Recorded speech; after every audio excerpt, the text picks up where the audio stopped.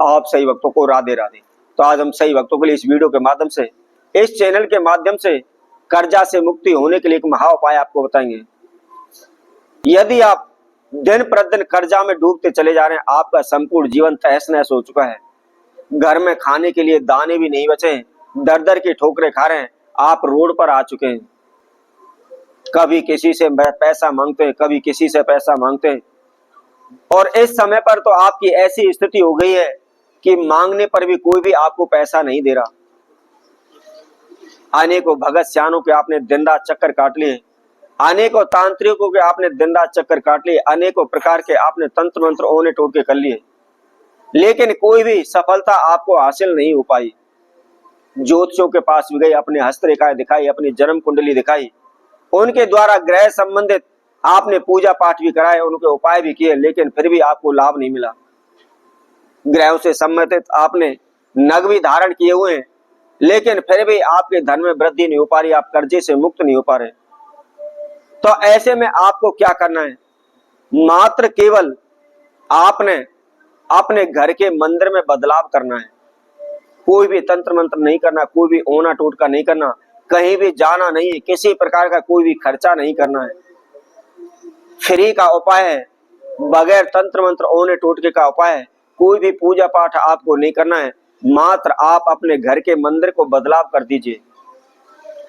तो घर के मंदिर में कौन कौन सी आपको चेंजिंग लानी है, कौन कौन से बदलाव लाने हैं, इसकी जानकारी के लिए आप हमारी इस वीडियो को संपूर्ण सुने, आखिर तक आप हमारे साथ जुड़े रहें। और जो कोई भक्तजन पहली बार इस वीडियो के माध्यम से हमारे साथ जुड़े हुए हैं, सर्वप्रथम हमारे चैनल को सब्सक्राइब करें, लाइक करें, कमेंट बॉक्स में जाकर के राधे राधे अवश्य लिखें। तो सर्वप्रथम कुछ लोगों को मैंने देखा है, अपने घर के अंदर मंदिर तो बनाते हैं, परंतु कई प्रकार की उसके अंदर गलतियां कर देते हैं, कमियां कर देते हैं, जिसकी वजह से हमें बार बार समस्याओं का सामना करना पड़ जाता है। हमारे जीवन में अनेकों प्रकार की समस्याएं आकर के खड़ी हो जाती हैं, कभी भी हम कर्जे से मुक्त नहीं हो पाते, कंगाली हमसे दूर नहीं हो पाती। तो सर्वप्रथम आपको विशेष ध्यान रखना है, आप अपने घर के अंदर जो भी आपने मंदिर स्थापित किया हुआ है, उसको आप ईशान कोण दिशा में स्थापित करें, क्योंकि हमारे घर की जो ईशान कोण दिशा है वह देवी देवताओं का उस पर वास माना गया है, वह पूजनीय मानी गई है। इसलिए जो भी पूजा का कार्य है, आप अपने घर के ईशान कोण दिशा में मंदिर को स्थापित करके पूजा करें। इसके साथ साथ कई लोगों को मैंने देखा हुआ है, ज्योत का मुख उल्टा रखते हैं, सुबह शाम आरती करते हैं, ज्योत जलाते हैं, परंतु कुछ लोग खड़ी बात न लगा करके लंबी बात लगा देते हैं और उस ज्योत को आप घुमा करके रख देते हैं। ज्योत जिधर से हम जलाते हैं, जिधर ज्योत का मुख होता है, उसको हम अपनी तरफ कर देते हैं और तस्वीरों की तरफ ज्योत के पीछे का हिस्सा कर देते हैं। तो ऐसी ज्योत कभी भी देवी देवता को स्वीकार नहीं होती, क्योंकि जब हम किसी से मुंह मोड़ करके बैठ जाएंगे, पीठ घुमा करके बैठ जाएंगे, तो कोई हमसे बात नहीं करेगा। और उसी तरह से दीपक का आप घुमा करके ज्योत का मुख, जहां भी आपका मंदिर है और मंदिर में जो प्रतिमा है, तस्वीरें हैं, उनके समक्ष आपने ज्योत का मुख करना है, तभी वह ज्योत आपकी संपूर्ण होगी, स्वीकार होगी, आपकी पूजा सफल होगी। इसके साथ साथ कुछ लोग मंदिर के अंदर ज्योत तो लगाते हैं, परंतु मंदिर के अंदर वह जल नहीं रखते हैं। तो इसलिए मैं आप सभी को बता देता हूं, जब कभी भी आप मंदिर में ज्योत लगाते हैं या आपने अपने घर के अंदर मंदिर बनाया हुआ है, तो उसके अंदर मात्र 1 लोटा जल अवश्य रखें और उसको अगले दिन, मान लीजिए आज सुबह उसने जल भर के आपने रखा है, तो अगले दिन उस जल को आप उठाइए और उठा करके उस जल के छींटे आप अपने पूरे घर में लगा दीजिए।